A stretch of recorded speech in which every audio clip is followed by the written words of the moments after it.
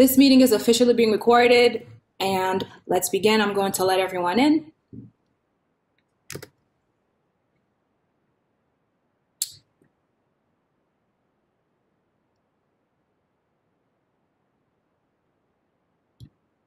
Hi, everyone. Thank you for joining us for this meeting. It is now 5:59 p.m. This is the Cannabis Licensing Public Meeting for SAWF Estate LLC at 879-88 Lab, Dorchester, Mass. 02124.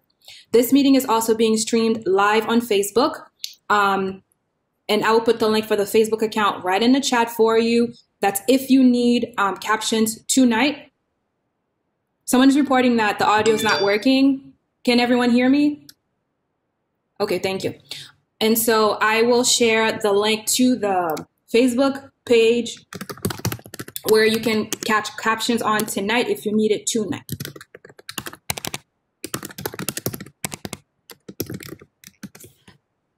All right, it's now 6 sharp. Let's allow another 5 minutes for folks to join us as to not repeat, the intro. And again, I will do an introduction, including the decorum, meaning guidelines on how we prefer folks to participate tonight before we begin officially. Thank you for your patience, and I'll be with you on video shortly.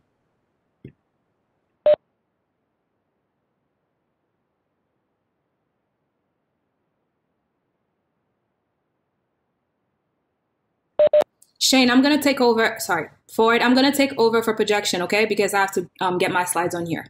Just my instructions.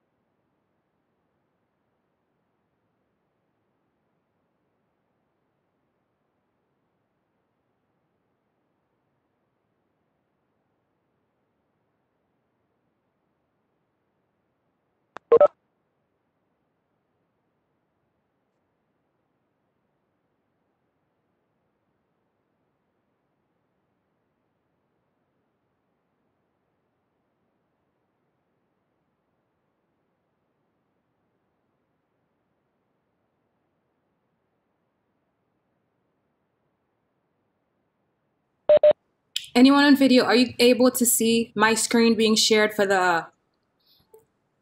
Yes. Very good, thank you.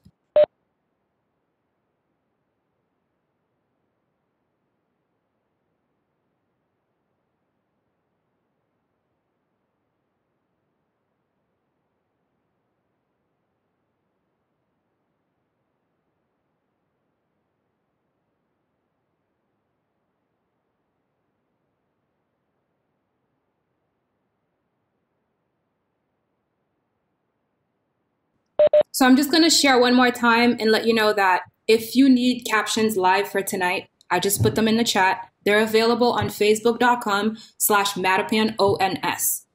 I know there are some folks joining us on the phone, and we will go over instructions in a moment.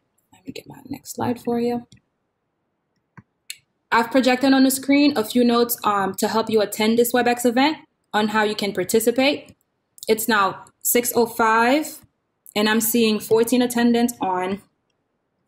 I'm just going to allow everyone on here.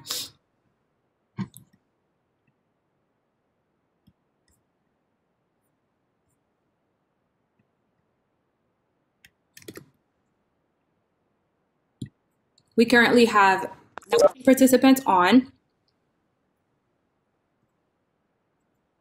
So I'm going to start going through my instructions. A few helpful notes on attending this WebEx event. 1, when you join as an attendee, your microphone will be automatically muted and you will not have the ability to turn on your camera. Only the panelists on this call from the presenting team are on camera and myself. The menu at the bottom of the screen will have different icons for microphones. They will be grayed out: participants, Q&A, more, and leave event. If you are on the phone, to give testimony, raise your hand or comment in the chat. The host will unmute you. That's me. To raise your hand, open the participant information panel. Click the hand icon in the lower right corner. If you are connected by telephone, please press *3 to raise your hand. I can see your hand raised and I'm able to call on you and unmute you. You will hear 2 beeps when taken off mute. Then there is your turn to speak. Once your testimony is done, raise your hand again to unclick the icon. So basically the icon lets you put your hand up and down.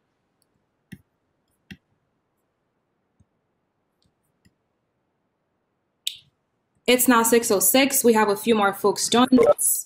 I'm going to allow them in. And we currently have 23 participants on this meeting. It's 6:06. I'm comfortable for us to start. So let me just get my decorum going so that we can get the presentation started. Good afternoon. My name is Célestin from the Mayor's Office of Neighborhood Services, and I represent Mayor Walsh for Mattapan, Dorchester, and the Haitian community citywide. Thank you for attending tonight. I'm here tonight to facilitate the required public meeting for the marijuana proposal located at 881 Blue Hill Avenue, Dorchester, Mass. 02124. For everyone in attendance, this meeting is being recorded for public record and also being casted live on Facebook at the address facebook.com/MattapanONS. Before we start, I would like to go over the ground rules for tonight's meeting. Having participated in multiple meetings of this kind, I know this can be a sensitive topic. I want to make it clear that no decisions are being made tonight, and at no time will it be acceptable to be disrespectful to anyone during this meeting. Everyone is entitled to their opinion. There is no right or wrong opinion tonight. We are here to try to collect as many comments and questions for this proposal. I am not here to facilitate debates among neighbors. I ask that all questions be directed toward the applicant and myself. The applicant will answer all questions related to the proposal to the best of their ability, and I will answer to the city's process. If I am unable or the applicants are unable to answer a question tonight, we will follow up with you after the meeting to get that information for you. This is an open comment period, meaning that if you do not get called on tonight, or if you think of questions that have not been answered, all you need to do is reach out to us and we will work to get you that information. If you received a flyer for this meeting, my contact information is at the bottom. And tonight, after the presentation, we will project a contact slide so you have an immediate way to get in touch with the team. There will be no questions during the presentation. Once the presentation has concluded, I will again reiterate the ground rules. This is not a debate on the legalization of marijuana. That debate occurred at the ballot box. And here we are today because it was overwhelmingly supported in the city. The applicant will go through the presentation in a timely manner, and the remainder of the time will go to Q&A. Thank you again for taking the time to participate in tonight's meeting. I will now hand it over to the SAWF team for the applicant's presentation. Ford, you're welcome to, I'm gonna let you take over. So this is the decorum that I just did. There are more folks on here that are joining. Give me 1 second, okay? Okay. So I'll allow everyone in. We have 4 more participants added on and an extra phone caller. So I'm going to repeat for the phone caller. The way for you to participate after the presentation is by pressing *3 to raise your hand. And that way we can unmute you to speak. But that is after this presentation that's going to begin shortly. And if you are able to mute yourself, yes, everyone will be kept on mute unless I unmute you, okay? Ford, are you ready? Shane? Okay, so you want me to mute myself until you unmute me? Shane, you're a panelist already, so you can unmute yourself. Sorry. No problem. Stay on mute for me right now. I'm going to mute you. And Ford, actually, you can go unmuted. Ford, you can take over to project. I made you presenter. Absolutely. Thank you. Okay.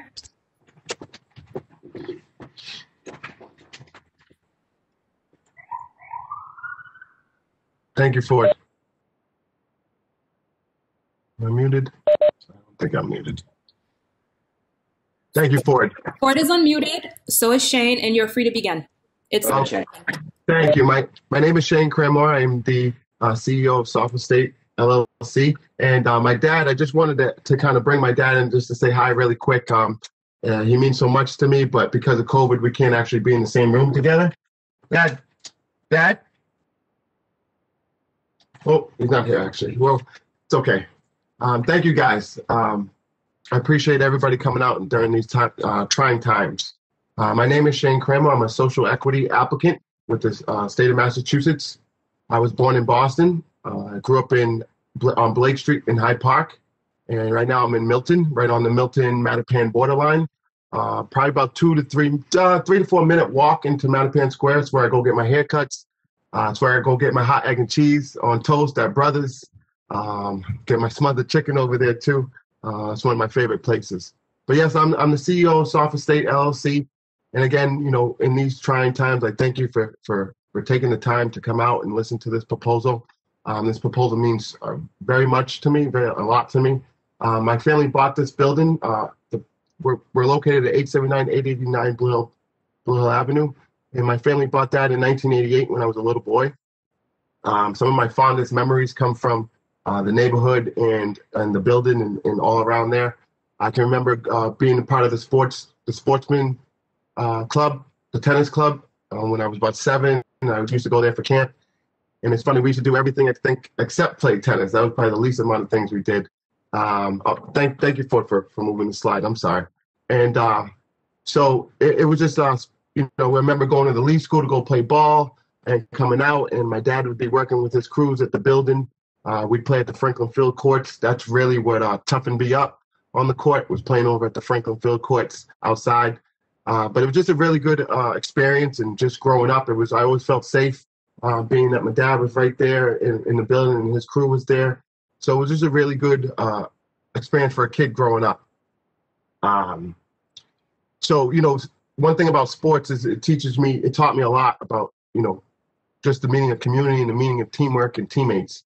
I've been lucky enough to be captain and leader on some of my high school teams. And one thing I always knew is that no matter whether you were the best on the team or the worst on the team, everybody had to be respected for the position that they played.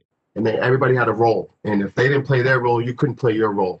And so I look at that, I try to mirror that in a way to a community, to a good community, a good neighborhood in which, you know, everybody have all different facets of people doing all different types of things, but whether they're doing job A or job Z, they all matter the same. You know, everybody's position and what they do and their voice matters. And communication is key, just like on a team that's successful. So in a good neighborhood, you know, I think for it to function well, everyone has to be respected, no matter at the top, no matter at the bottom. And that's something that has always been practical to me. I've always seen that at a young age, and it always made a lot of sense. But this building and the income from the building is actually what allowed me to leave the state and spread my wings and go to college. We've had tenants in the building for over 20 years. You have Nadine, who I see all the time, Nadine Hair Salon. I'm sure everybody knows, right on the front of the Ave. And she's been in there for over 20 years. I can remember Roxbury Youth Works being in the building on the second floor up here. Peaceful Movements, which was a community outreach program that was upstairs on the second floor, was in there for 6 years. I remember Excel Academy, Mrs. Ross, she had a great daycare. She had 2 of them up and down the Ave, but I remember she was in our building for over 10 years as a tenant. And I remember seeing the kids, every day in the morning. I remember seeing them get ready on Angel Street, going in, walking out, parents picking them up. And I was younger, but it always stuck with me as far as the community, how they were surviving, how our building was playing a piece in that community. And so I was lucky enough to be able to go to school. I walked on and played Division I basketball, but my father had to pay the tuition, and that payment every year or every half a year was coming from the income from our building. And that's something that he always let me know, was always important to me, knowing it, and I always knew where that money was coming from. That was our really only income property, and that's where it was coming from. So I always had a lot of respect, and I was always humbled to know that I was out in Connecticut, living and learning, and where the money was coming from came right down to this neighborhood. And so I was lucky. And when I got to school, I studied finance and economics, and I was able to walk onto the basketball team and meet a mentor of mine. I played under Coach Larry Harrison, who's now at the University of West Virginia, coaching with his mentor, who's Bob Huggins, who's a future Hall of Famer. So it was always good when I talk to Coach. It's always kind of good to hear how he talks about his mentors, and it kind of resembles how I talk about him to people. And I'm sure there's some kids out there that I would hope talk about me in the same manner, And it's just about passing it down, keep passing down the knowledge. And so one thing Coach did for me is he saw that I wasn't going to be an NBA player. And so he knew that I had other aspirations and dreams. And one thing, when you play Division I sports, it's 24 hours a day. You wake up in the morning, you have training, you have study session, you have tutors, you have to go to class, you get out, you go to lunch. After that, you got practice, then you have trainers, and it's a 7 to 7 thing. And when you get home, you just want to go to bed. But one thing he did for me is he allowed me to seek a dream out of mine. And in the fall of 2001, I achieved that. And I was accepted into one of the most prestigious fraternities in the nation, Kappa Alpha Psi Fraternity Incorporated, which was started in 1911 on the campus of Indiana University. But we're part of a bigger group called the Divine Nine. And some members of the Divine Nine you may know are Martin Luther King Jr., Vice President-elect Kamala Harris, who was an AKA Alpha Kappa Alpha member. Shirley Caesar, one of my favorite gospel singers, who's a member of the Delta Sigma Theta Sorority Incorporated. And some of my members that were in my fraternity were Arthur Ashe, the late Arthur Ashe, who was the first Black tennis player to reach #1 in the world, breaking barriers. Ronnie Cochran, who was a hero of mine for so many reasons. Bob Johnson, who was the first Black billionaire, the first Black man to buy an NBA franchise, the creator of BET. He brought us BET. Tavis Smiley, a big host on BET. Colin Kaepernick, which is a young brother right now who's doing major things for the world as far as the Black Lives Matter movement and the need for police brutality. Marvin Sapp, just in there, I know I'm naming a lot, but just Marvin Sapp, one of my favorite gospel singers as well. I usually finish my jog mix with him, never would have made it when I played. But one thing that all of these people have in common is they fought for more than themselves. They fought for their community. They fought for their neighborhood. They fought for their people. They fought for their families. And I'm no different in that this project and this proposal and this platform that I have, this is what I want to use to fight for us, and fight for our community, our neighborhood, our people.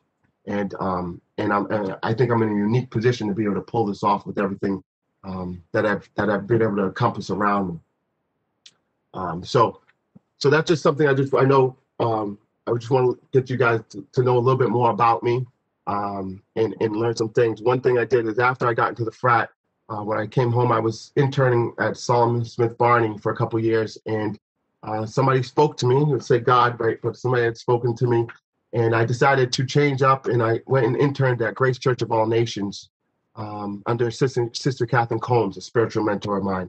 At the time, it wasn't at on Elm Hill. It was on Washington Street, across the street from the courthouse, and next to the KFC. That's where I used to get my 3-piece chicken meals back then. And so it was a great experience working with the kids in under Pastor Foxworth. Me being in the position that I was, being a basketball player, a fraternity member, a college student, I was a great influence on those kids. And more than that, they were a great influence on me because, that's the first time I really did realize that, okay, you were put here for a bigger thing. And it was with Sister Catherine's, talking to me about, the power that I could do in this community. And I always kind of knew that, but it was just good seeing it in person. And so I ended up graduating from school from University of Hartford with a finance and a economics degree. And I got hired to work at Boston Financial.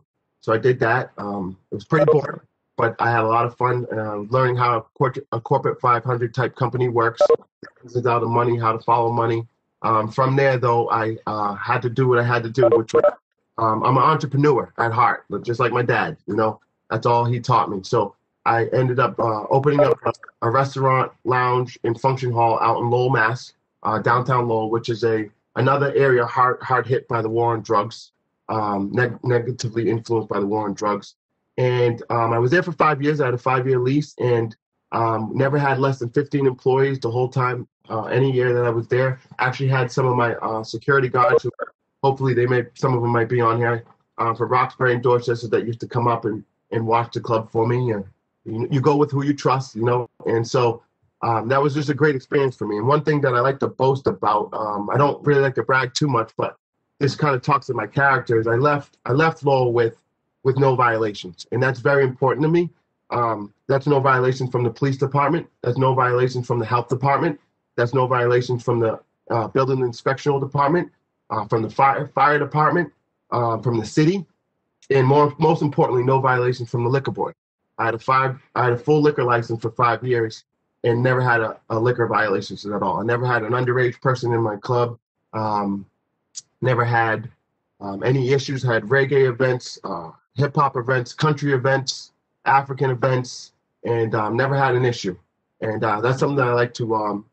I like when I left there, knowing that I left there and I left the place in a better place than when I got there. And for me, it was simple. If you treat the community good, they're going to treat you right. If you treat them with love, they're going to treat you with love. If there's no communication, there's no communication on their end. If you treat them with disrespect, they're going to disrespect you. And it's pretty much simple for me. It's either, how do we come in and not be a nuisance, and how do we? It's all about right and wrong. For me, it's a very complex person. But one thing that's so simple, a lot of people make fun of me about this, is that I'm pretty much boring when it comes to right and wrong. I'm always just doing the right thing. It's never a decision making for me. I don't have to take 5 seconds to figure out whether I should do this or this may make a little bit more money or this. It's right and wrong, and that's what I'm about, and that's what my dad taught me. And so that was it. So I left Lowell with a great record, and I was very proud of that. And again, that's all public information that you can check out and go see for yourself. And so, but bringing it back to the building, one of the things that the building has, I think, will provide is a lot of economic viability to the area.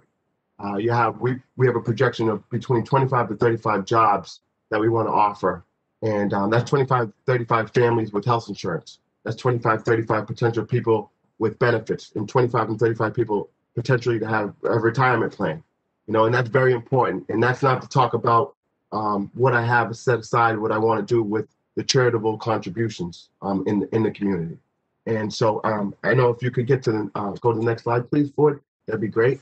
Before I just get ahead, I have a knack for getting ahead of myself, but I'm very passionate about this project and this community. So I've worked with my advisors. I have great advisors, Bill Moran, Sheena Manazable, and Francis Darden. We've talked, and some of the things that mean so much to me is what we do to give back. And I kind of have like a strategic plan of what I would like to do and the different areas I'd like to touch. But also, I like advice from the community. I would want your advice, and my email, I'll give it to you. You'll see it at the end, but it's sawfestate@gmail.com. And I'll keep saying it too. I answer those emails. They come directly to me. And a couple people that email me, I'm not sure if you're on here, but I responded right back. I'm very good at that. This is all I do. This is what my heart's in, and this is what I do. When I leave here, I'm still in the community. So it's like it's not like I go an hour away and then I leave this community and then I come back to it. This is all I think about 24/7. So if you email me, you'll get a quick response and we can communicate in any way possible. But yes, I have a great team of advisors. We worked on some great things together. Bill Moran, as his name precedes himself, I've known Bill for over 30 years. He's like a second father to me. I was so happy and so blessed that he would be able to be a consultant for me on this project. From before I even knew that I wanted to get in any type of business in cannabis, I already knew what Bill Moran was about. He's a no-nonsense guy when it comes to the city, and he's been like that for 30 years. I'm best friends with his sons. I was co-captain on the basketball team with his son, and Bill Moran won't let off on me. How hard he is on the community, he's going to be harder on me, and I actually like that. But he's been a great influence on my life. The mentor program that he does does unbelievable stuff, and we want to work with them and do some of the things with their mentorship and their apprentice. I've seen some of the work they've done in other buildings, and I would love for that to happen here. So he's been great. Sheena Mandazable has been unbelievable. From the Hill, from Franklin Hill. She lived up there for over 6 years. Now she's one of my closest abutters. We talk on the daily, and she's been through some stuff recently, and for me to see how her heart and her mind just never loses focus. That's just a great thing.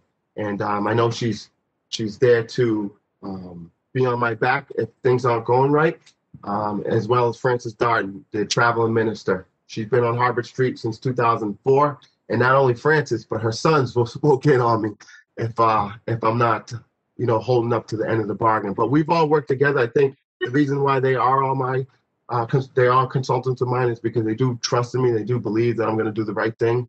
I think they can see it in my heart. It oozes out of me. There's no way for me to fake it. I get energized when I talk about what I can do. Just seeing so many good brothers and what they've done in the world, I've always known that I am one of those brothers. And I just, and I know that this is an opportunity where I can show it and I can prove it, and we can all work together. So we've worked on a lot of different plans. I might as well just jump into it now. But we've worked on a lot of the charitable contributions, and I have some strategic stuff, but these are just my ideas. And if you can, thanks. And these are just my ideas, and I want to hear from you. Like I said, the email, you'll see it. I want emails from you guys. I want to know what you think is the best approach. But what I have is we have a 3% that we want to go to 3 different areas. We have 1% that we want to go to the youth and development gang prevention. And we wanted to break that up into 3 different areas. We wanted to do a 12 to 15 age group where it's anti-gang and community workshops, where the money could go towards helping kids do that, where I think that would, at that age, I think that's the most important thing for them. From 16 to 21, we want to attack that group with career development programs. And we want to be able to find the programs that we can use and give resources for. And for the 22 to 29-year-old, we'd like to work a little bit more closely with them in cannabis and job training and placement and stuff to that extent. So, and that's just for that realm of things. We want to be able to put 1% and dedicate it over to mental substance abuse programs, inpatient, outpatient. We have the Harvard Street Neighborhood Center that's right probably 500 feet away from us, and they're doing unbelievable things, and they have been doing unbelievable things, and we'd like to further their cause. We also have the George William White building, which is across the street, and they work with the veterans, and we'd like to touch into that and be able to help provide some financial ability for them to do more things for the veterans over there. And that's inpatient and outpatient services as well. And then we want to work with 2 churches, 2 neighboring churches. I have some idea of which ones, but I'd like feedback from different people in the community, because I don't want this just to be my thing. These are my goals of what I think how I can help. I think the community can give me more advice on how they think I can help. And I like that. I love communicating. I love figuring it out. I love deviating from a plan and coming to a better plan. But yeah, on the last, we want to do 2 churches. We want to have 2 churches that we can help them with their Adopt the Block project that they've been doing. And we just want to work with them on that. So that's the 3% that most cannabis operations are doing for the community. We want to do that, but we only want to do that. We want to go above and beyond.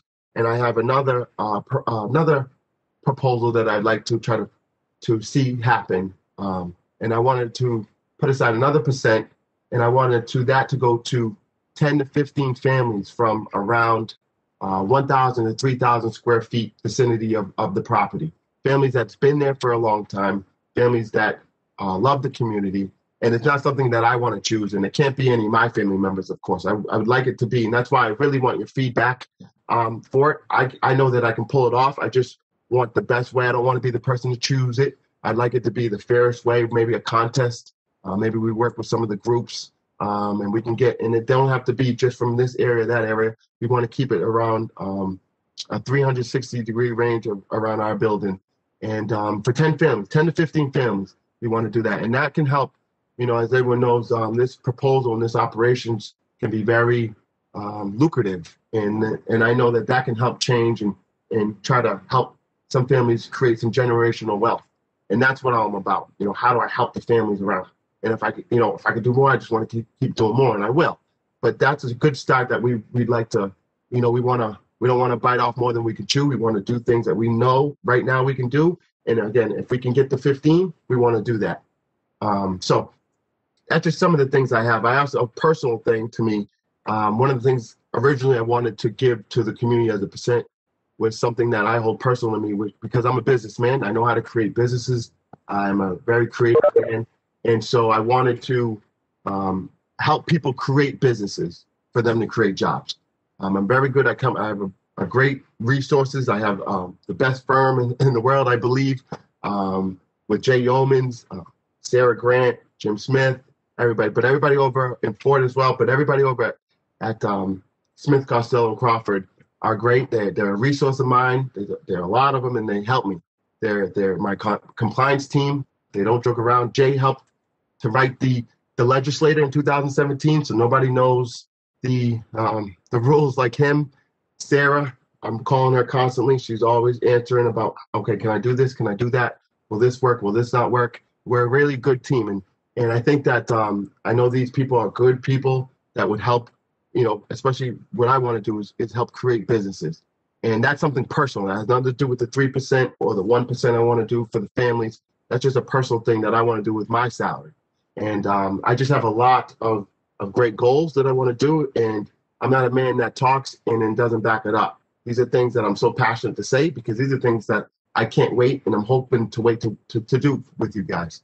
And that. But so, after college, though,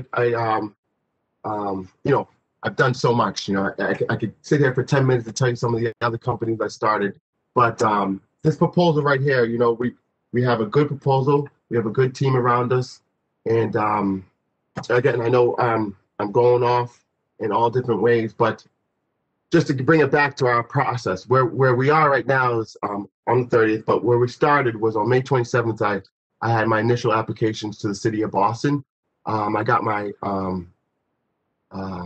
I sent my request for Boston Equity on July 8th. On the 14th, we submitted the plans to the ISD. So that month, we kind of was able to move fast.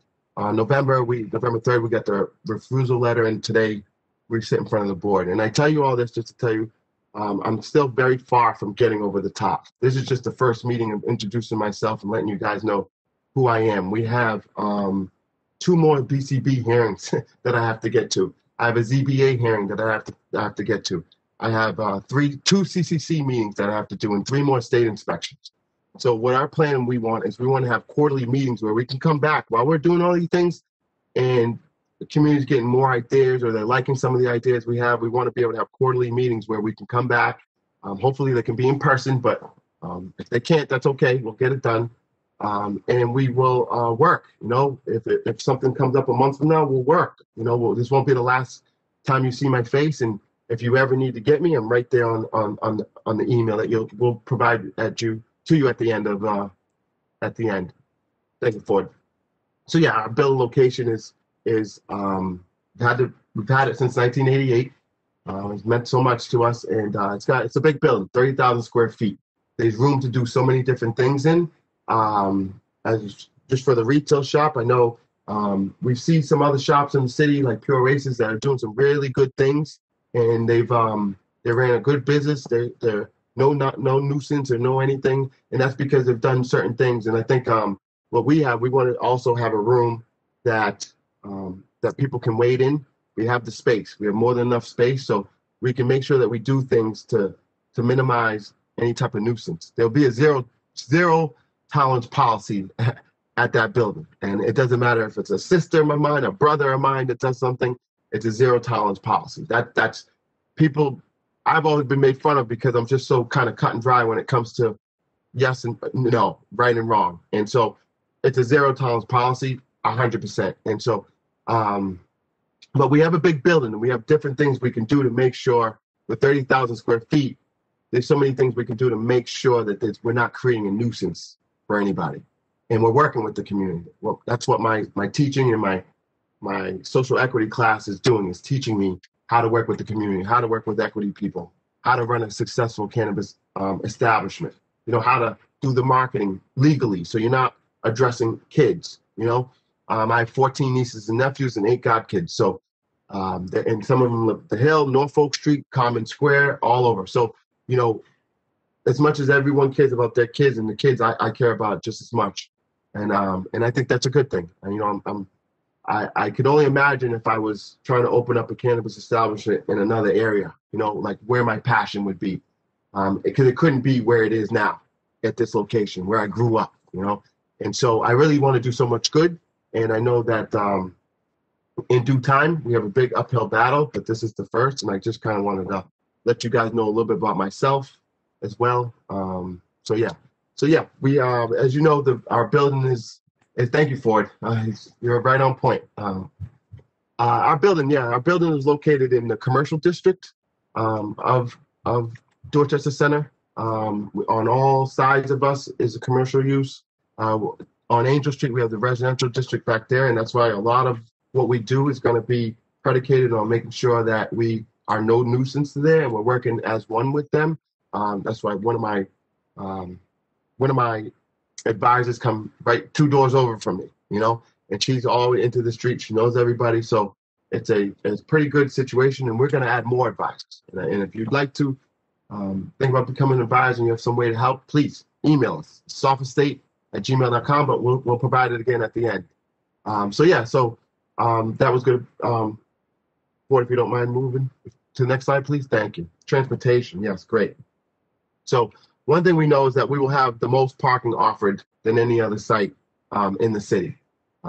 We have a great team. I have my construction expert, Wadsworth Phoenix, who's been a person of color, a Black business owner.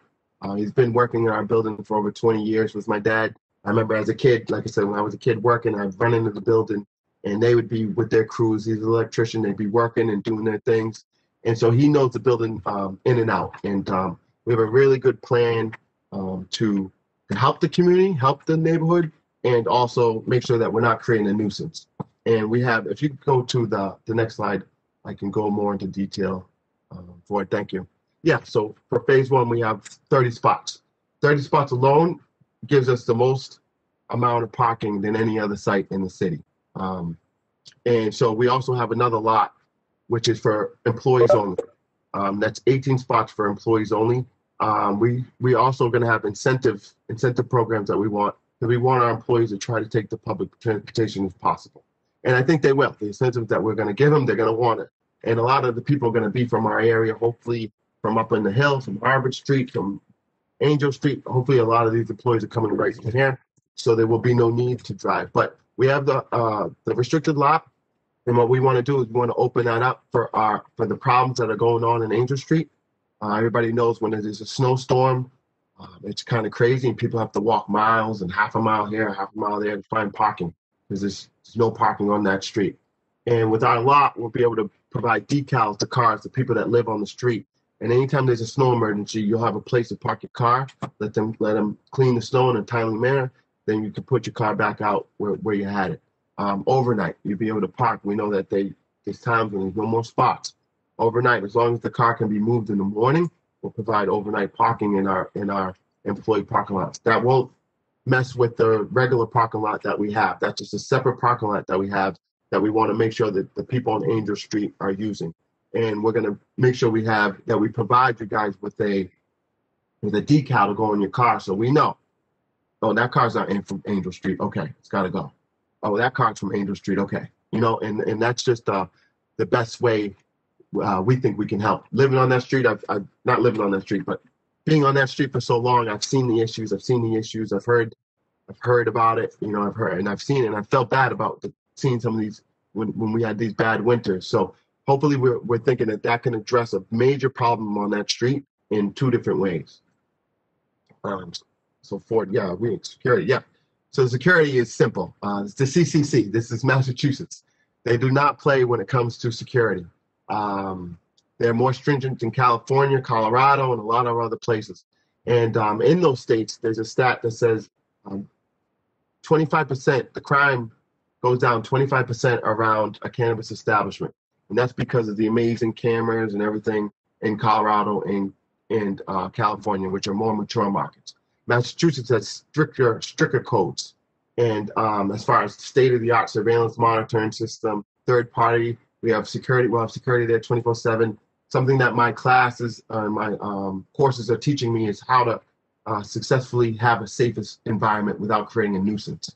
And employee training, train employees on what to do. And so we pretty much think we have that covered, but that's something that's very important and will always be important because we want to be a good neighbor. And that's something that we're going to continually keep at the top of our brain and make sure that we're doing new and different things to keep up with the changes. There's changes every day, every week, but you just got to keep up with it. And if it's important to you, then you will. If it's not, then you'll let things start to drag away. But that's not how Miss Vincent Moran's not going to let me do it. My dad's not going to let me do it.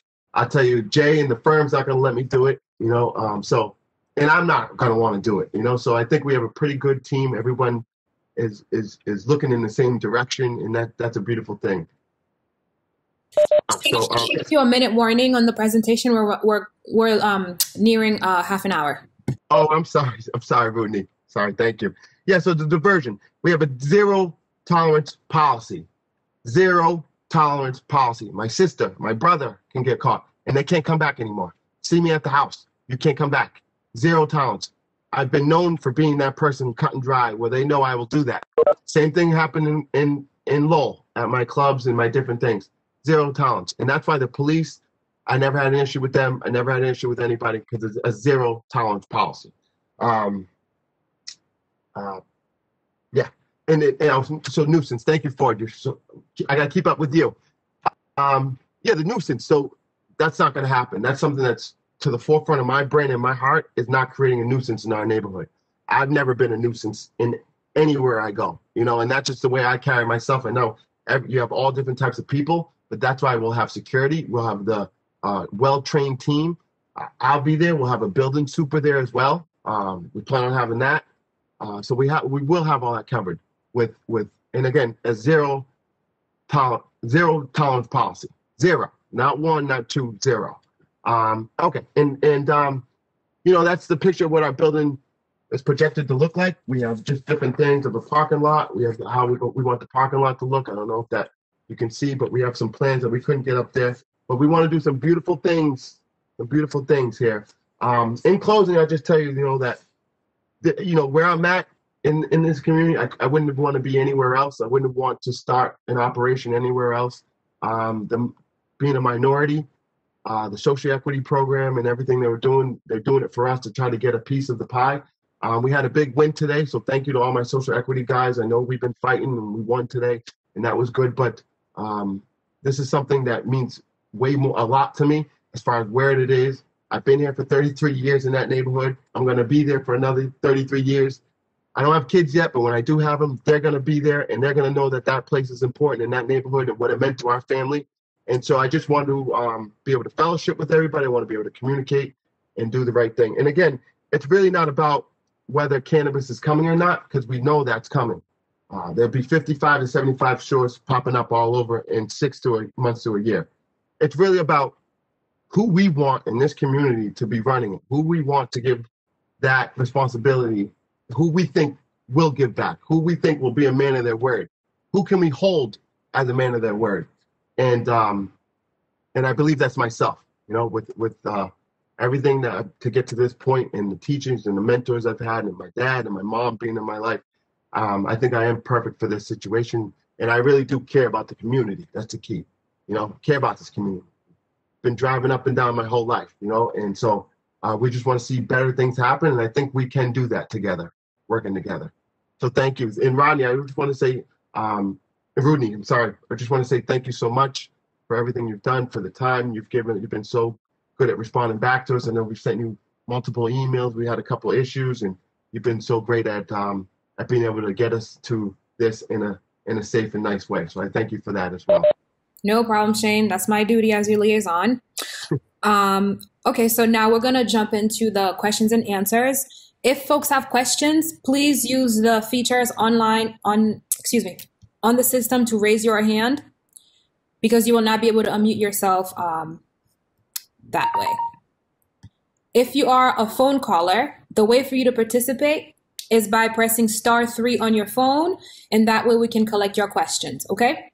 If you are on this screen here, I'm going to project one more time. I'm going to take the contact slides away for a second just to show folks how to participate, okay? Okay.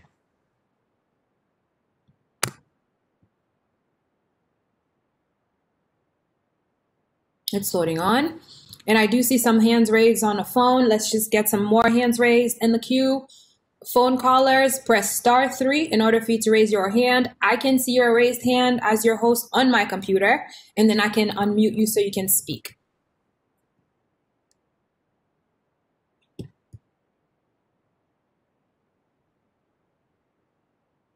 All right, so here are some instructions on how you can raise your hand on the system. Find the little button here with the body of the person on it. That way you can use it to participate.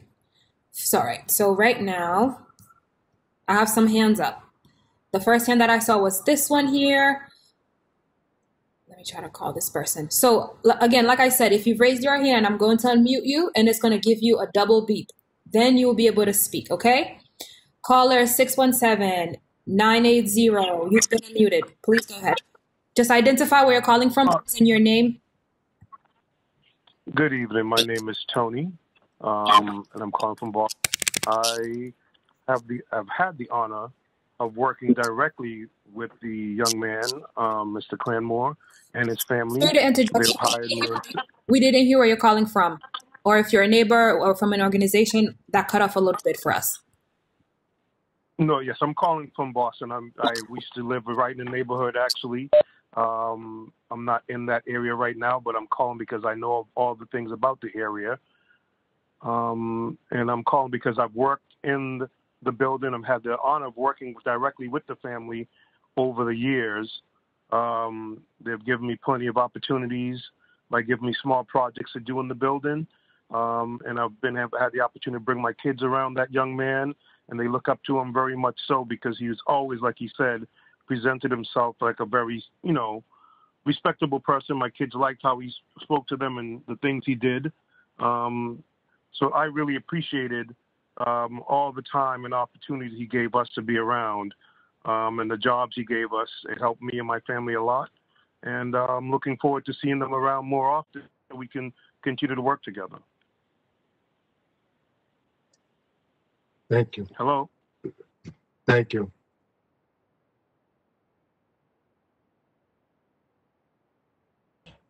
Roudnie, you're muted. For the sake of time, I'm going to thank you for that feedback, sir. I've been speaking on mute. Just to keep it orderly, I'm going to try and limit the comments to a minute. So, try to keep it to a minute so that you can get all your thoughts out, okay? Sir, who just spoke, I need you to press *3 one more time to put your hand down for me. The gentleman who just spoke, I need you to press *3 again. Thank you. All right, my next caller here, you've been unmuted, Brian. Hello. Yes, this is Brian Chapman. Can you hear me? Yes, sir. Go ahead. Yes, my name is Brian Chapman. I'm from Lowell, Massachusetts, and I just wanted to give a little testimonial as a fellow small business owner on the positive impact that Shane had in the Lowell downtown business community during his ownership from 2010 through 2015.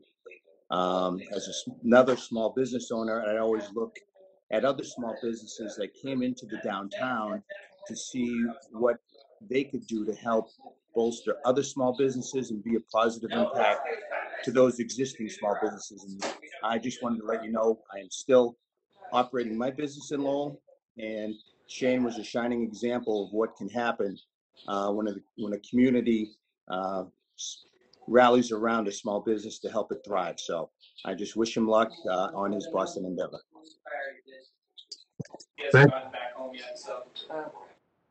Thank you. Thank you for those comments, sir. If we have any neighbors on here and you're able to type in the chat, please type in your name and address in the chat for me. That helps me add more to my attendance aside from your logging in here on my list. So again, if you're an attendee and you're a neighbor, please put in your name and your address in the list so we have an idea who attended here tonight. So just find the chat for me and put it in there. My next hand, thank you, Brian, for putting your hand down. Next caller, unmuted, 857-339. You're unmuted, caller, go ahead. Hello, my name is Trina Marie Ruffin. I am the founder of Ruffin Mobile Educational Services. I'm calling in because I wanted to, first of all, just give an understanding of the cannabis industry and to understand that this young man is bringing forth a proposal not only in the business atmosphere, but he's also having a forethought of the community. And I think that's very important that he and his organization are trying to make it a balanced situation and not only focus on cannabis. So I just wanted to give him just a great, standing on that, and also to just understand that we do need any cannabis owners that come into our communities to have a thought of the people that surround their headquarters or their location, and that we should give this family a chance because we do need more brown and black business owners. They've been around for over 30 years. They have a good standing with the government, with the public, with the community. And I think that just says a lot. It says a lot about them. And I just say, let's give them a chance. Let's stand behind them and help them push this. And also, keep them, accountable for what they put on the table. And I truly understand that they will deliver. Thank you. Good luck. Thank you. Thank you, Trina. Thank you for that comment. So again, phone callers, if you need to speak, please press *3 on your phone and we'll be able to pick on you. I'm going to move on to the questions. I'll be right back to phone callers. Sierra, if you can help me go through these questions here. We have some in the chat to make sure we grab everything. Yeah. I have a question here from Kayla Jackson to all panelists. I'm not sure if you want to check out the screen, all my panelists. Can we hear some...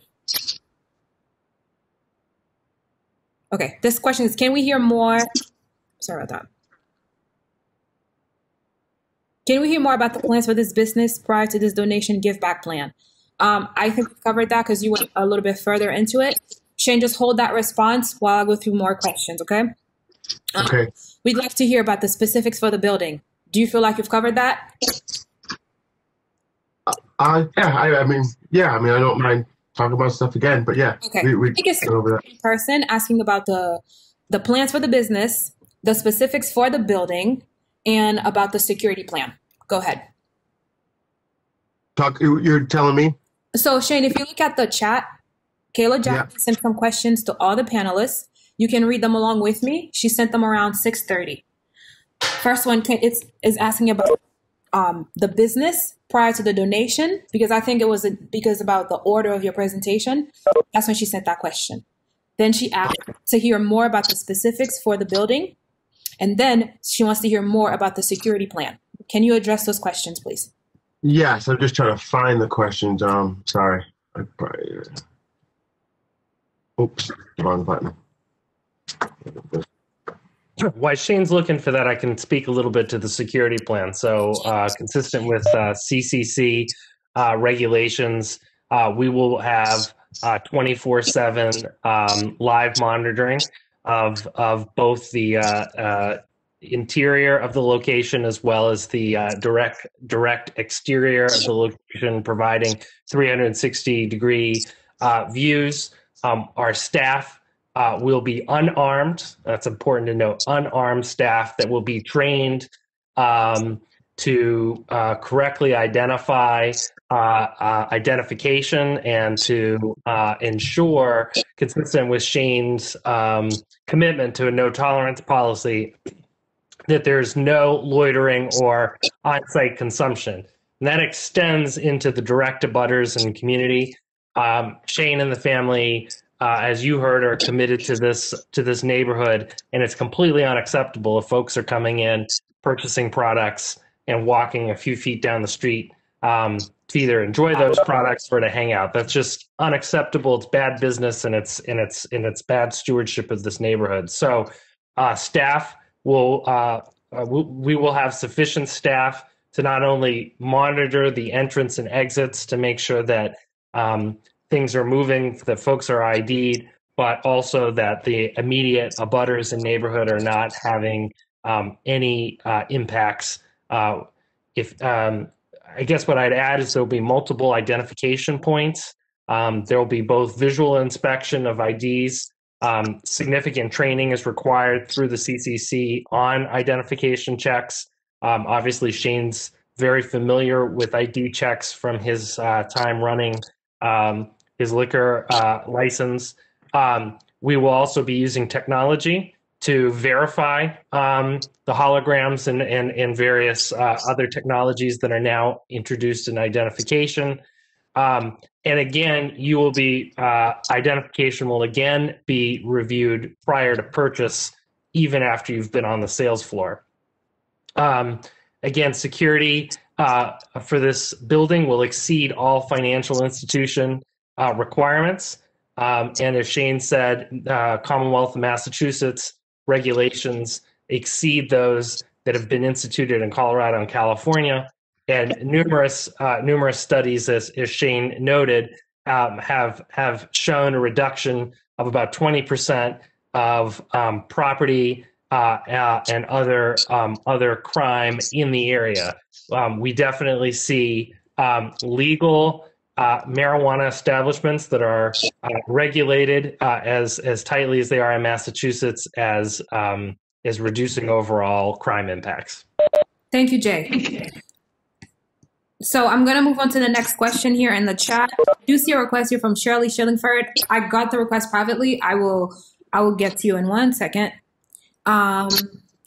Next question in the chat here. I'm in a meeting.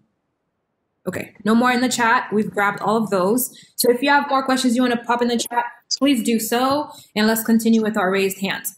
My next raised hand is phone number 617-777. You're unmuted. Please go ahead. Hi, my name is Stacy, and I've been a resident of Angel Street since 1967, my family and I. And although Shane's impressive, his credentials are impressive, there will be a big impact on traffic on this street. As it is now, we don't have parking. You know, the people down the street, as far as the stores, Happy's and the different stores at Calder Street and Blue Hill Avenue who don't have parking. They park at the beginning of our street. those who live on American Legion Highway park at the end of our street. So coming home already from work, we're fighting for spots. Now, you're saying that, you're going to have 30 off-street parking, plus an additional 25 off-street parking, and then your employees will be parking on Angel Street. Where will we park?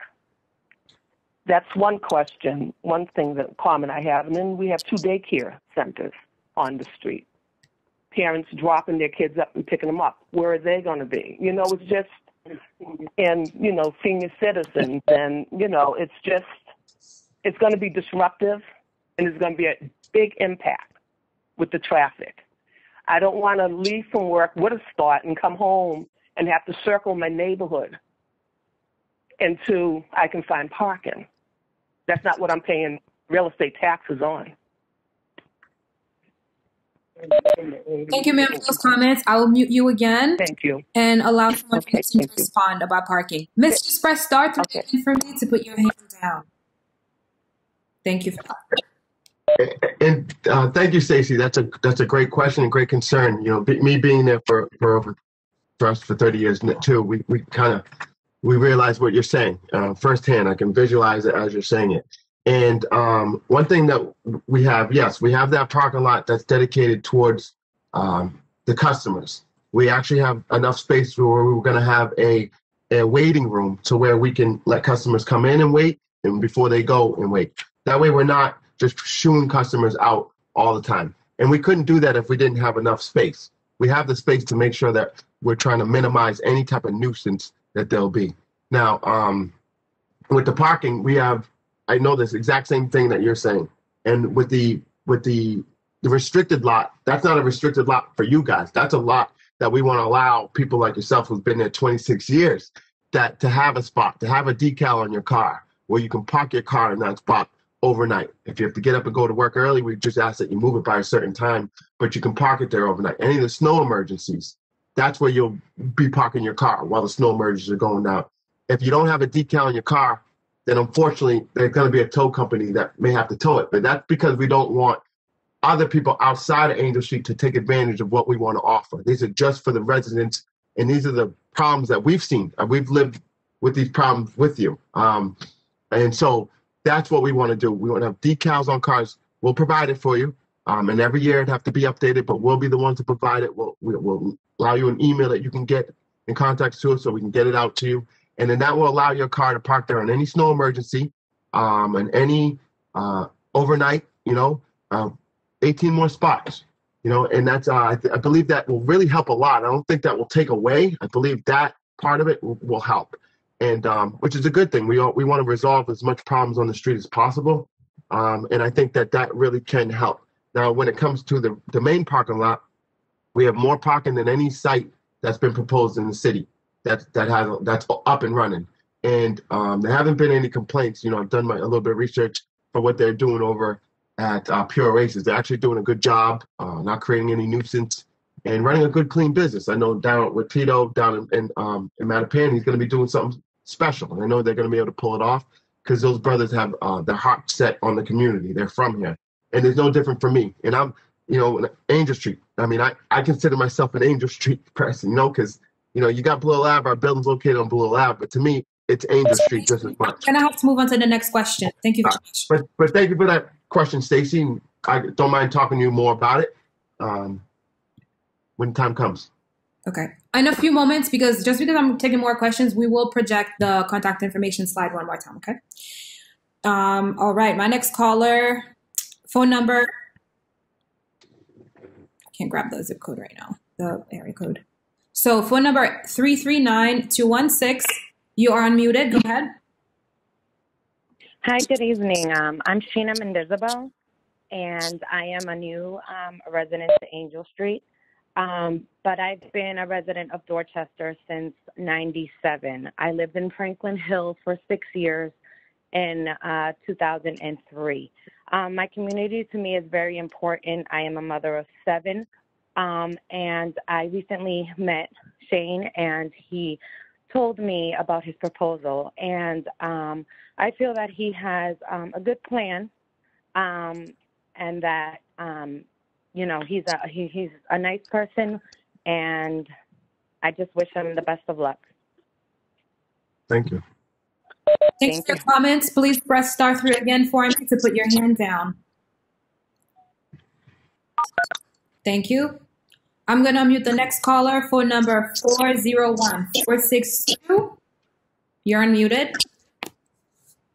Yes, good evening. My name is Sean Font. I'm vice president of the Bill Moran and Associates Community Mentoring Team. And I'm actually calling from Rhode Island, but I'm actually a Massachusetts resident.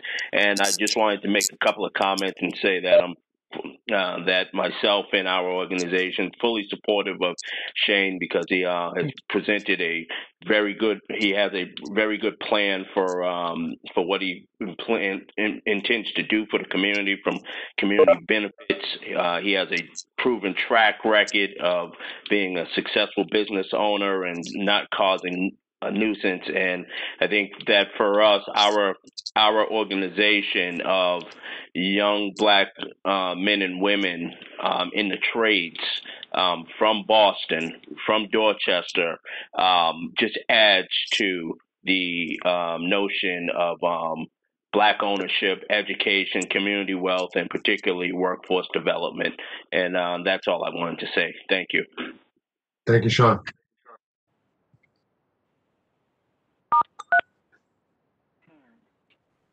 Thank you for putting your hand down. I'm just going down my list here. I have Cody Moran. You can put your hand down for me, and then I'm here to speak. Just so you know, right now, Cody, you're not connected to audio. I cannot see. And I can't mute you either. Cody Moran, can you speak? Or Cody, try to connect to audio for us, because right now we're not able to hear you, okay?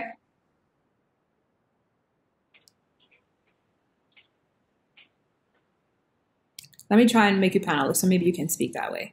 Yeah, Cody, I see that you're not connected to audio, okay? So what you're gonna do is find your mute button that would allow you to connect to audio, and so you can speak. Otherwise, use the information on the flyer you can call in, and I'll be able to unmute you that way. Sometimes they're having issues, okay? All right. Next caller here, I have Idwa. You've been unmuted. Go ahead. Hi, how you doing?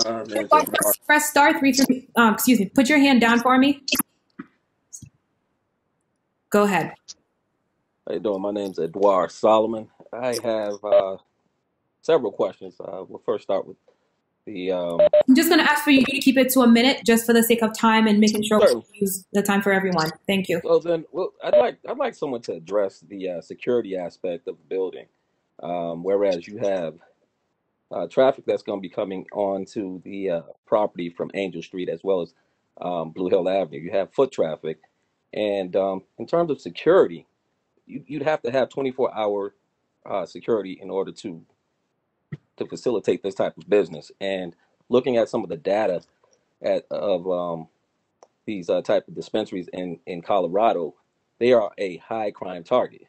And the one gentleman mentioned that they would mitigate any type of people standing on the streets. How can you do that if you have private security? Would you have Boston police also involved? No, private security. And yeah, I mean, there have been reports, and thank you for that question. Great question. I appreciate that. And there have been reports, statistics that we have that show with the cameras and the high-tech systems that they have going on, anytime you put a cannabis establishment, crime does go down. That's not just in one state, that's in a couple states, and that's in states that are less strict than Mass.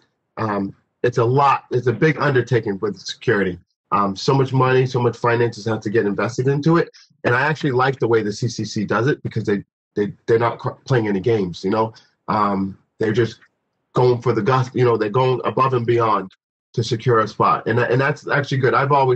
Security's always been something that's important to me. So I'm going to make sure it's always at the tip of my brain and what's going on with it. And if we have to make adjustments, we'll be making them on the fly. Because like I said, the nuisance is something that we're not going to be. That's something that we don't want to be. That's not something we're going to take pride in. If there's a little nuisance here, we're going to try to figure out how do we get rid of it. And I think that starts with just communication.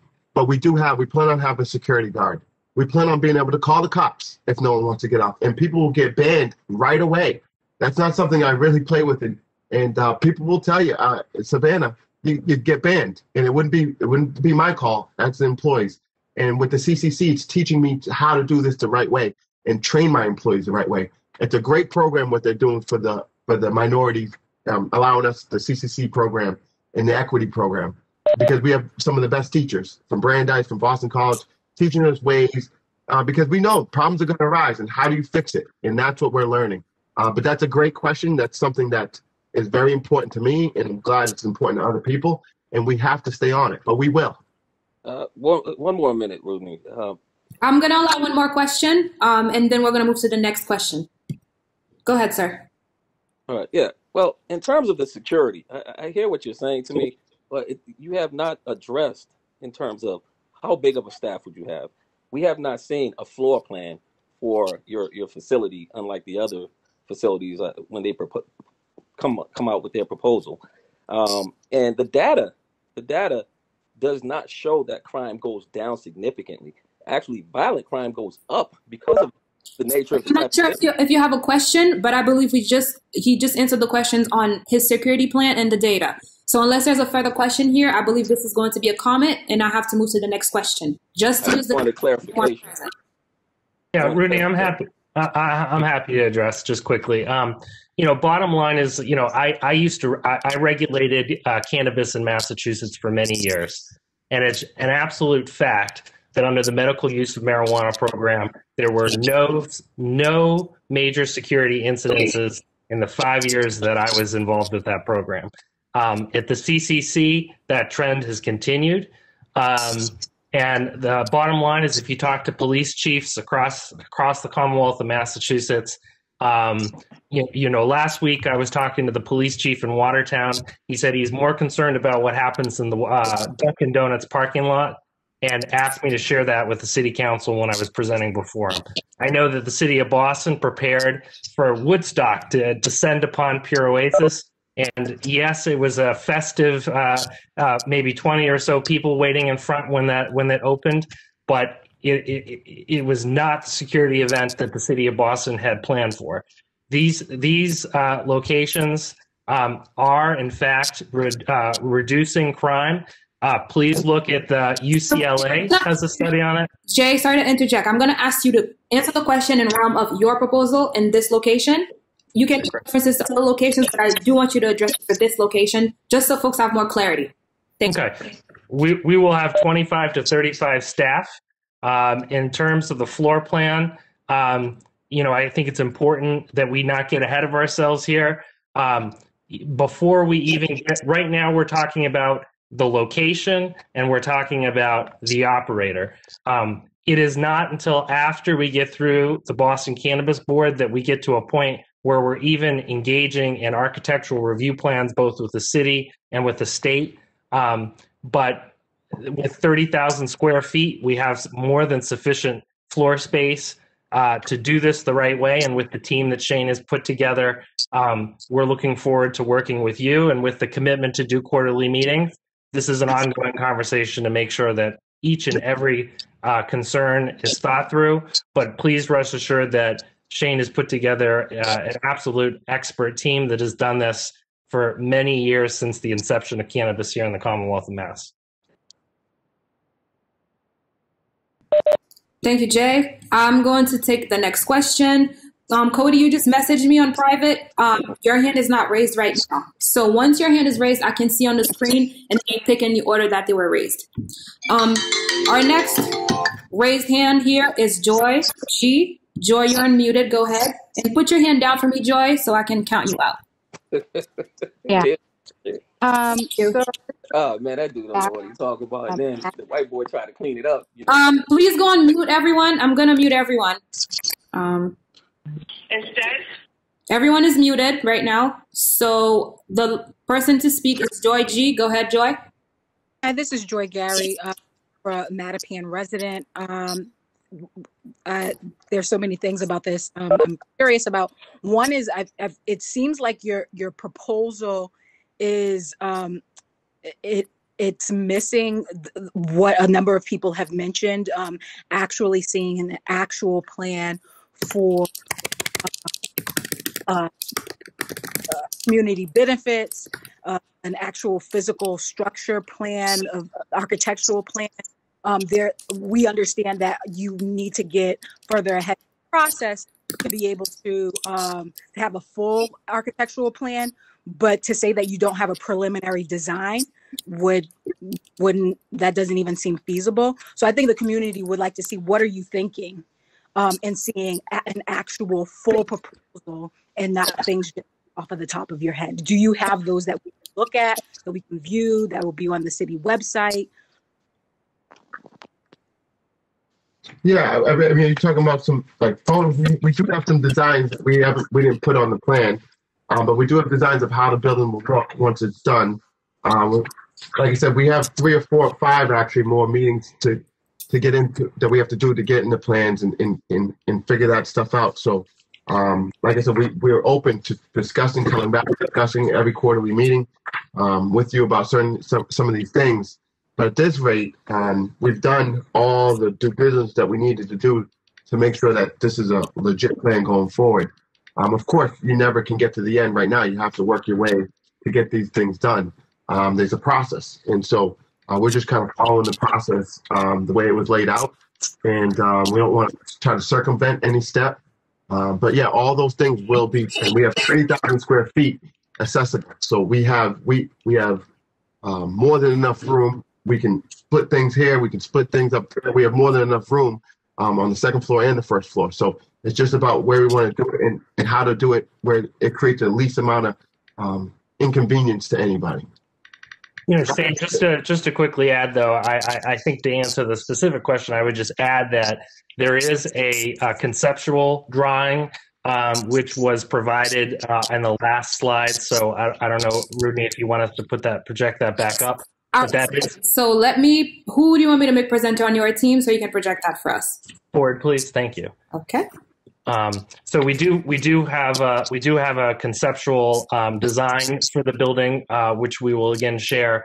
And as to the community benefits plan, I think Shane went into some pretty specific detail about what he's planning on doing above and beyond the required 3%.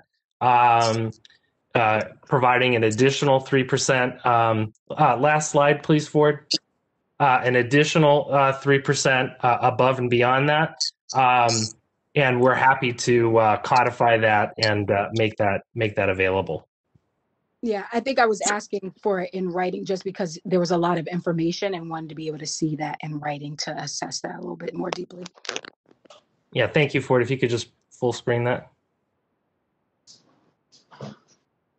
And thank you for that question, for those questions.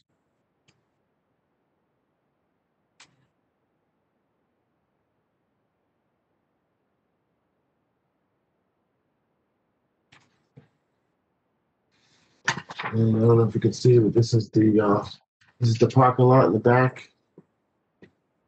Yeah, we can send all those to Roudnie, and maybe Roudnie, you can share that with.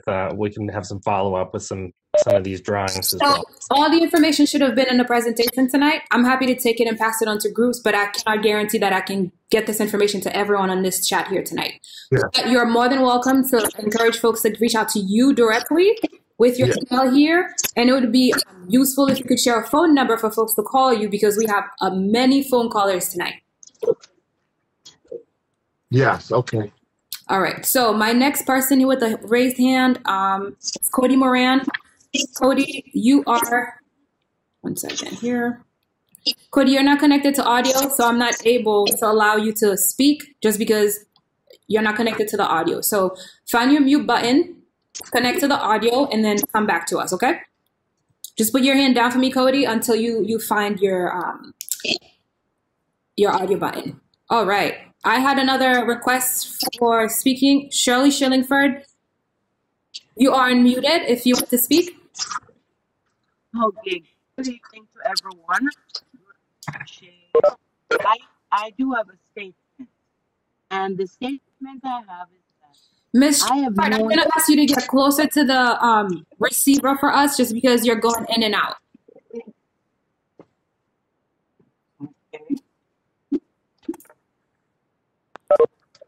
You're still breaking up for us, Miss Shillingford. Can you hear me now? Yes, very good. Go ahead. Okay. I said I had a statement to make. The statement I have to make is that I have known this little young man from he was about 10 years old. I've watched him grow up into one of the finest human beings for a young man. And I am so happy that he has ventured to have this business. And I am also very confident that what he says he will do. A lot of times people say they're going to do things and they don't do it. But I can assure you that Shane is not one of those people.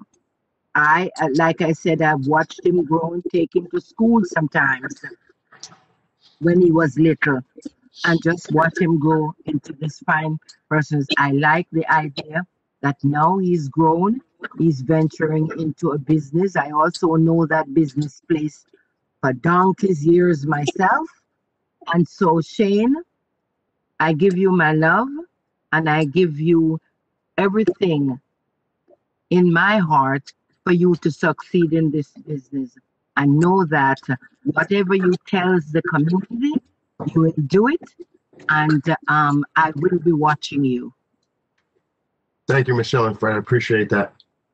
I appreciate everything you've done for me and what you've been to me. Thank you for that statement. I have another raised hand on the phone. So phone callers, phone number 857-389. You're unmuted. Go ahead, caller. Yes, my name is Jose De Jesus, 43 years old. Pardon me. I would just like to say I'm a resident of 16 Farmer Heights. Been there for over 30 years, and I like the proposal. I like what I heard, and if it's going to bring jobs, because the economy is all messed up, I think it'll be a good idea, and it'll help out. So that's just the comment I wanted to say. Thank you. Thank you. Thank you for your comment and attending today. Just press star 3 again for us, sir, just to put your hand down. The gentleman who just spoke, just press star 3 again for me to put your hand down on my screen. I have some more chat questions to go through here.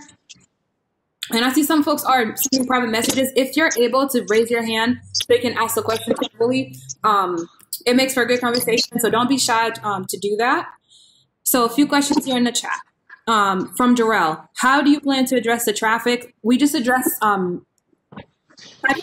the traffic on Angel and Blue Hill, with the parking lot being on Angel, which is a one-way.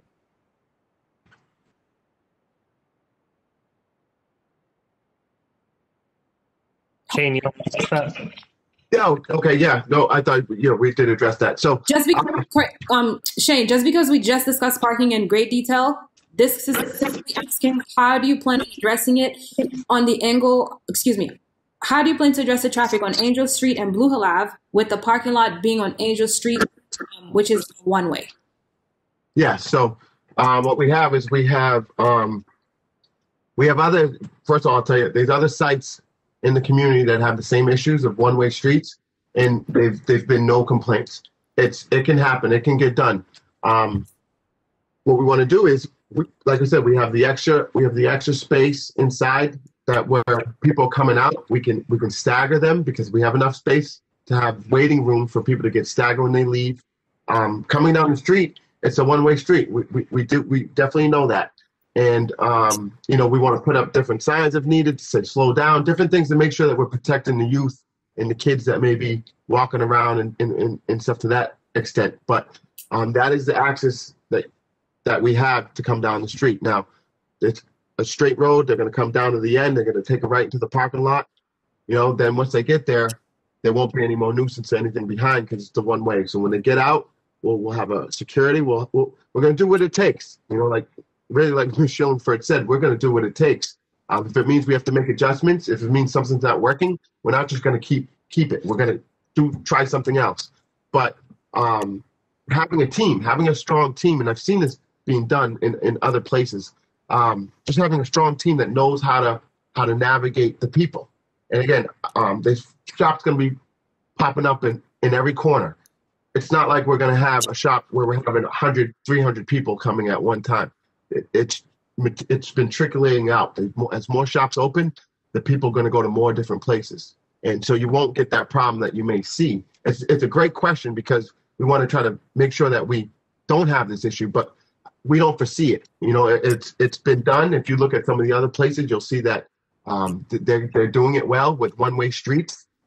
Shane, before you answer, I'm going to move on to the next question in the chat.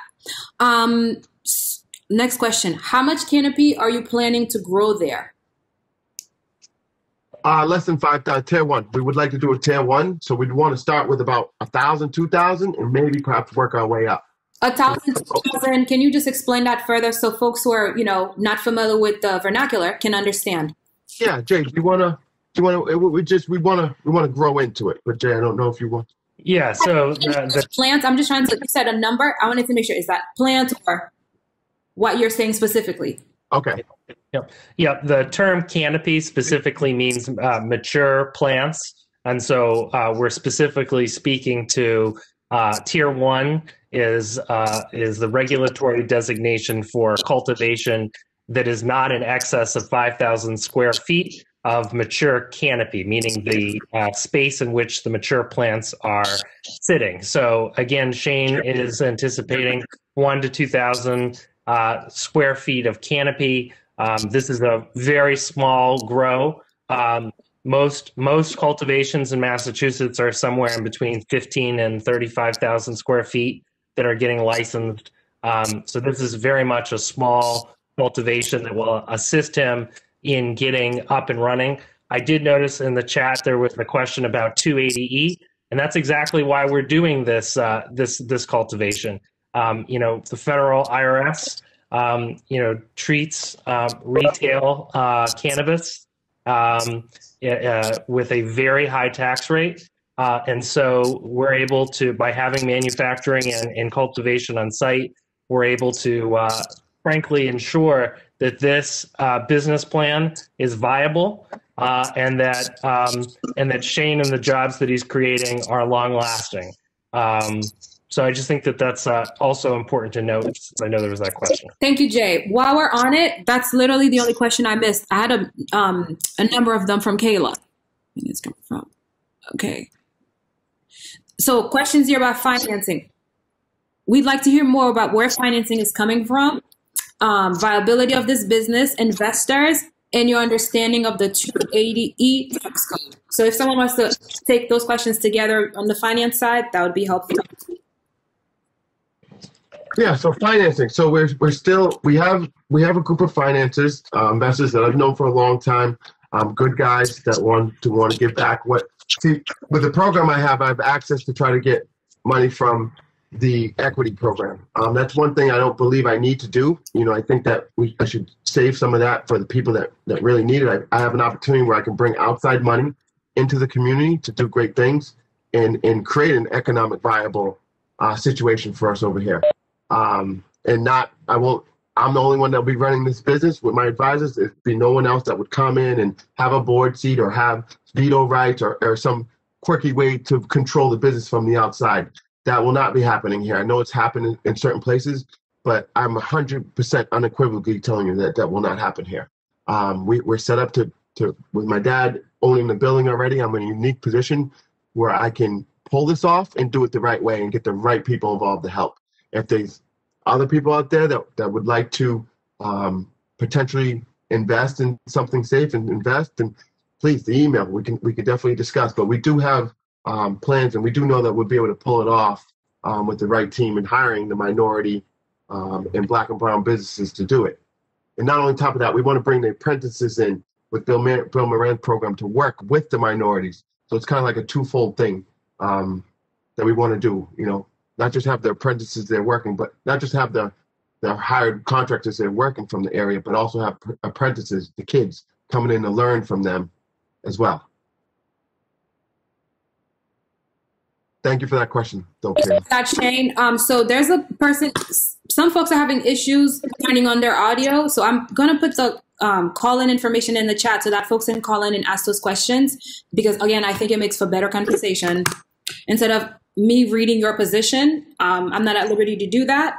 If there's a question, I can do it, but someone just sent me a position on the chat. I'm not able to read that out on your behalf. So please call in, and you can speak yourself by pressing *3. Our next question, or let me just make sure that we're not missing anything. So again, I'm getting more private questions. There's another person, Tony P. Please try and get on the phone so that you can ask the question. Okay, we just addressed the question, the traffic jam. One more traffic. The canopy question. Architecture, okay. How much of the 30,000 square feet will be for cultivation? That question is from MC. So it's for tier 1, will be access to grow up to 5,000 square feet of grow, but we want to start off way lower than that. You know, we want to start off and cut that in half and work our way in. We have a lot of space on the second floor of 15,000 square feet of space, and it's vacant, and so we can decide best where to put it based on where the the special HVAC systems are going to come in with the carbon dioxide to make sure that there's no smell. So we all plan on doing it the right way with the engineers. We have a lot of room to work with up there, and again, we have asking question to that same question. And where do you intend to grow the cannabis specifically? Just on the second floor. Thank you. On the second floor. All right. Cody, thank you for your comments. Again, I'm not able to read your position out, but I sent the, I'm going to paste the call-in information one more time in the chat. Call in that 617 number, put in the meeting ID, and you'll be able to get on and ask the question, and make your statement yourself. Let me check on my phone callers to see if we have any more hands. I see MCSC. I'm going to unmute you, MC. You can go ahead and speak. Hello? Yes, you're unmuted. Go ahead. Yeah, how much, just as a clarification question, how much is 5,000 square feet of canopy? How much is that expected to grow as far as pounds? Jay, do you want to take that? We're not sure we're going to do 5,000, but. Yeah, I think he plans on starting it with about 1 to 2,000 square feet of canopy.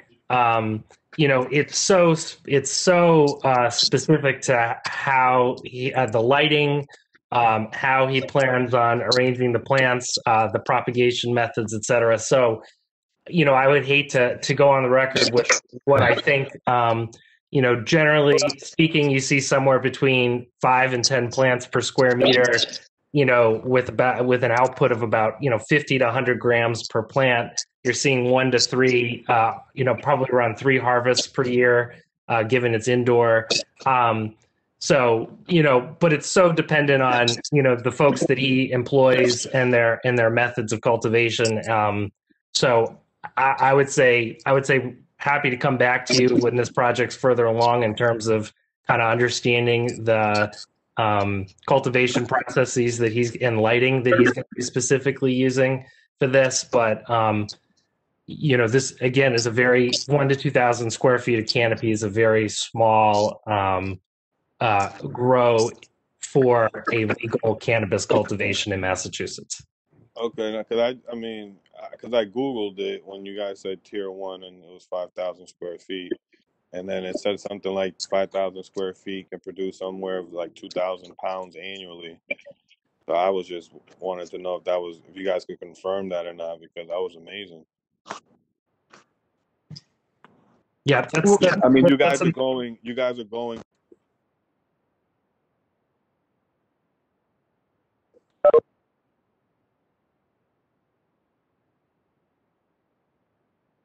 That is around. I think we lost MC there. I'm not trying to. They just went black, but they're unmuted. So MC, you still there? Hello? Yeah, we can hear you. Go ahead. They just went blank. Yeah. Yeah, I don't know why I'm spotty. Yeah, But finish out your thought. We're running over your engagement times just so we make sure we give everyone else a chance. You can go ahead. I'm sorry. I'm just going to go ahead and yield my time because it cut off and I don't know where I left off. And I think it's going to take more than a minute for me to repeat everything. So I'll just email them directly. Thank you. Please email me. Please email me. Thank you. Thank you. All right. Thank you, everyone, for those great questions. I'm happy to see that we've gone through all the raised hands. Everyone did tremendous at raising their hand, entering right on cue. So phone callers, if you have any further questions, if you want to ask, we anticipated this meeting to go until 8. We still have at least 20 minutes left. Star 3 on your phone to ask questions. And if you are on the computer, you can raise your hand. That way we can take your questions.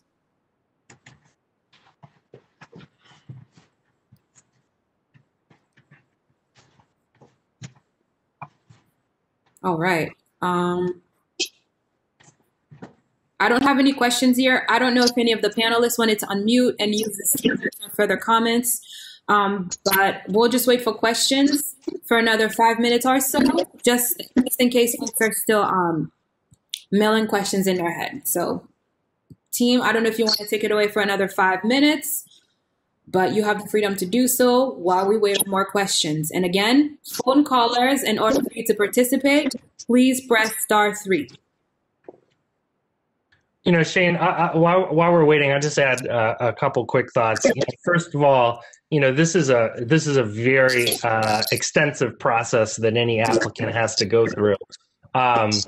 This takes somewhere between 16 and 24 months to go from the point of I would like to put an application into ISD to actually getting open and running. And I think a lot of times people don't realize that. And so we're very much in the first quarter. Frankly, in the first few minutes of the first quarter, to kind of steal Shane's basketball references here.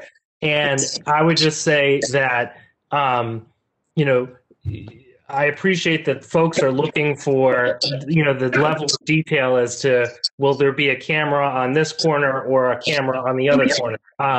And I guess I would just say that that's the whole purpose of these quarterly meetings, because making those kinds of decisions now, frankly, would be inappropriate. And I think Shane takes very seriously the commitment to honesty that he's brought forward. And so to pretend like there's some kind of specific on something like that now would be frankly disingenuous. And I know other applicants do engage in this kind of behavior at times, and that's just not something we do.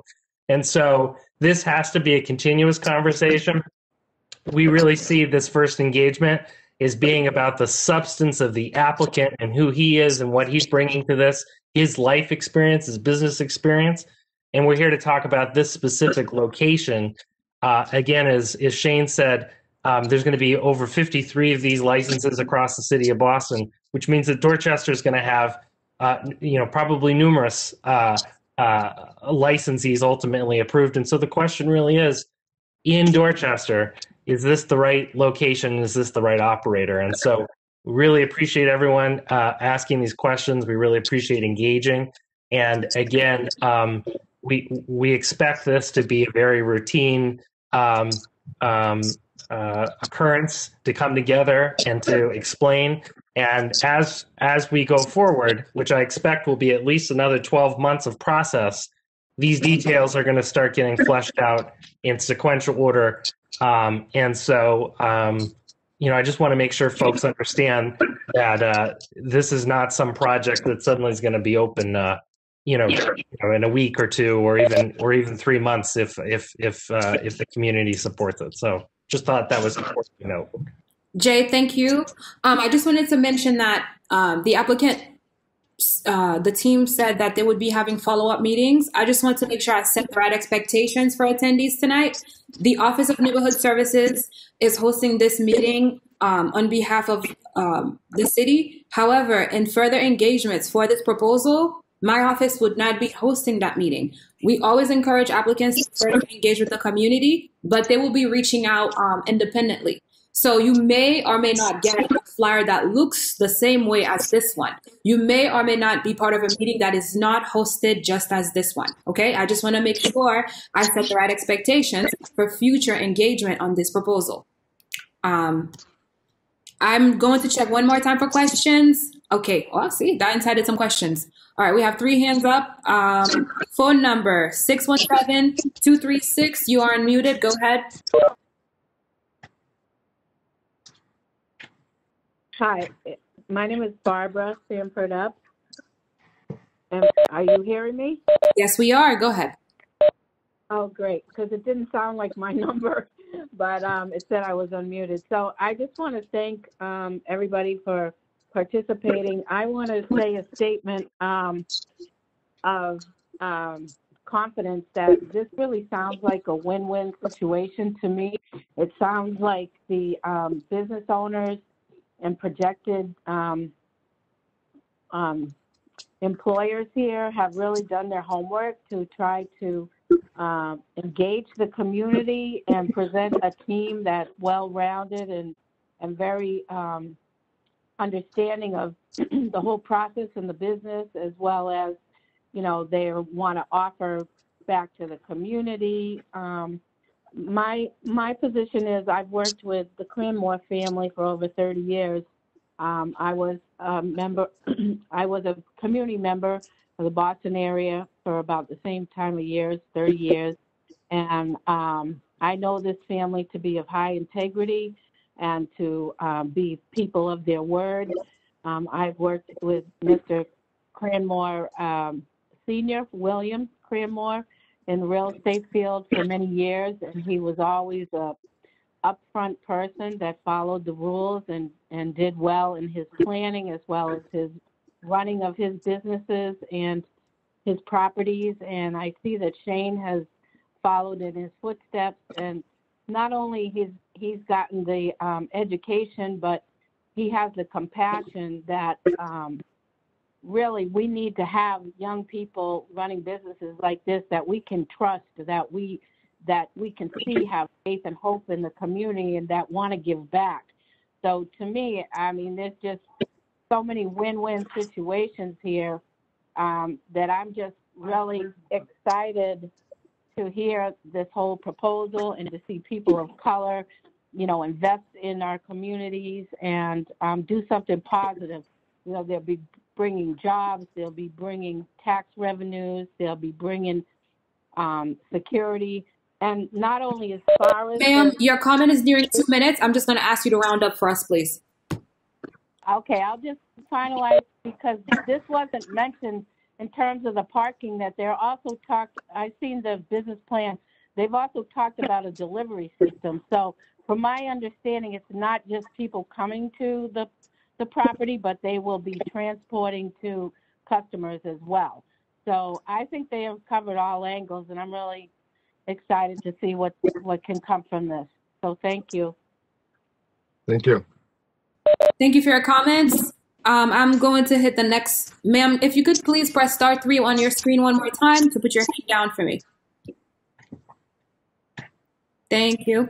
And my next caller, 617-905. I'm going to unmute you. Please put your hand down before you speak.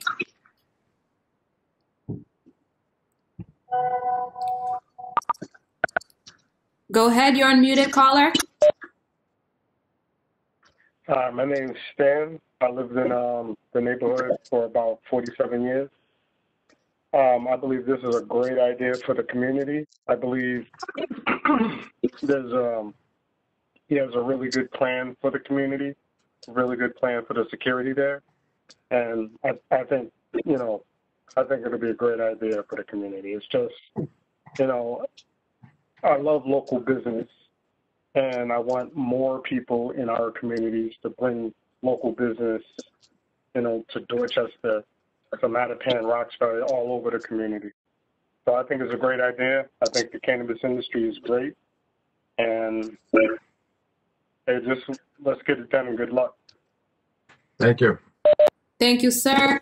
My next caller, 617-980. You are unmuted. Please put your hand down before speaking.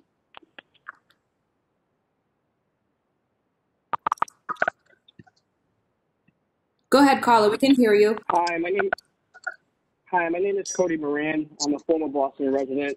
I currently hold the position of senior manager at UMass Medical School. I've known Shane and his family for over 30 years. Shane's been one of my best friends. I've seen the journey with him and his family in owning that business. I actually was a child who used to go into that business often with Shane and see a lot of attendance. I can just speak to Shane's character. He's a very trustworthy person who I know will do his best to ensure that his business provides the economic opportunities and benefits that he's promising and adheres to safe business practices. As someone who's known him a very long time, I know his door is always open, and he is going to be the person that you would like to see in our community running this type of business, knowing that he has been there for a long time and has the community's best interest in mind. I know it's a tough business for a lot of people, but there's no better person to be in our community, in that community, than Shane Cranmore. Thank you. Thank you.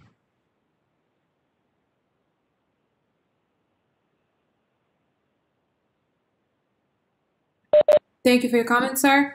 Thank you. All right. At this time, I do not see any further hands up. It is 7:45. Thank you for attending tonight. This meeting was recorded and it was also casted live on Facebook on facebook.com/MattapanONS. That's a great way for you to also stay in touch with me in our office. Again, at this time, I do not see any further hands. The email address is projected on the screen for the team. I'm not sure if someone wants to share a phone number just because of the number of call-in users that we have in the event that folks do not have access to the internet. So Yes. does the team have a number to share for us? Jay, yeah, can I share mine? Yeah, sure. Go ahead. Great, yeah, 617-690-9306. One more time, please. 617-690-9306. Okay. And I got some emails, and whoever's there, I'm going to respond with that. Thank you. If you want to, just for the phone callers. Yeah. Thank you for those emails, though. No, you can speak the email also. So it's SAWF estate at Yeah. SAWF estate at gmail.com. SAWF estate at gmail.com. But feel free to call me or email me or text me. Did you want to say the phone number one last time? 617-429 617-690-9306. I was giving you my house number. Cell phone. You can text on that. You can email. Call.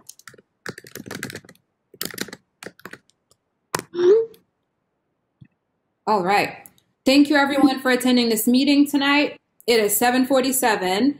We've addressed all the questions that we were able to get, all the questions that were displayed here tonight. If you have further questions, again, this is not the last chance for you to engage with this team. They've provided their phone number, their email address. You should have had my phone number and email address on the flyer if you've received it. And if you are in further doubt, call 311 anytime if you've lost any of this information and tell them you need to give feedback for this address, and they will send you directly to me. Again, call 311 if anyone has any further questions and they need to connect with this team. And we'll be able to connect you to me so that we can make sure your comments are sent into the adequate boards for this feedback. All right, so at this time we are free to adjourn this meeting. Thank you everyone for joining us tonight. We are closing out. Thank you, Roudnie. Thank you so much. Thank you. Have a good night, everyone. Good night. Thank you.